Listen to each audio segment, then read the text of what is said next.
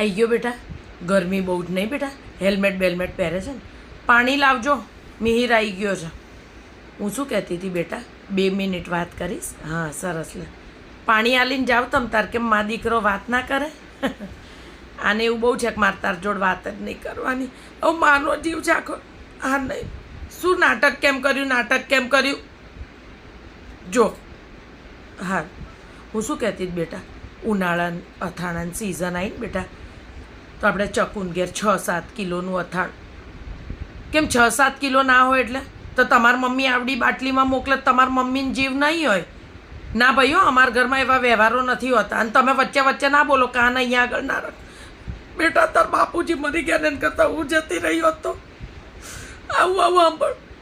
સારું સાંભળ, 6-7 કિલોનું અથાણું આપણે આપવાનું છે. વેવાઈ વેલામાં સારું લાગે, સમજો તું બેટા? હજુ હું જીવું છું ત્યાં જ આવું કરે તો કાલ ઉઠીને મરી જાઉં. મારે છોડી તો પાણી પાલો કોઈ નહીં. નાટક બંધ કરો એટલે શું વળી? શું નાટક કર્યું કે મારા છોકરા જોડ બે ઘડી આંસુ ના આવે? બધી વાતમાં કાન અહીંયા જો. જાઓ તમે ઉપરના રૂમમાં જતા રહો. મા દીકરો બેઠા હોય ત્યાં હૈયે ને હૈયે ના ઉભા રહો બાપ. જો હારું, હવે નહીં રડું બેટા. હું શું કહું છું, કેરી ગાળાનું તેને જમવા માટે બોલાવાના પ્રિતેશ કુમારને ને તો એને સાસુ ને નણંદઈ અત્યારે આવેલી જ બેટા. તો એને બોલાવી લે ને આવતા રવિવારનું કહી દઉં. કેમ આવતા રવિવારે નહીં ફાવે એટલે? તમે કહો એ પ્રમાણે મારે છોડીએ આવવાનું. આ એના બાપનું ઘર છે, કેમ ના આવે વળી? જો બેટા પાછું કેમ નાટક કર્યા વગર વાત કરો એટલે? અલે માનો જીવ છે, મારું હૃદય ના બળે બાપ.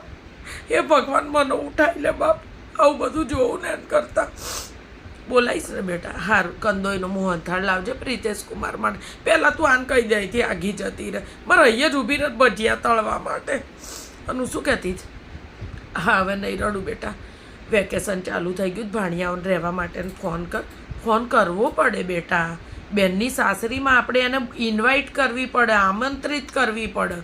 અને ચકુને કહેજે 15-20 દિવસ રહેવા આવે.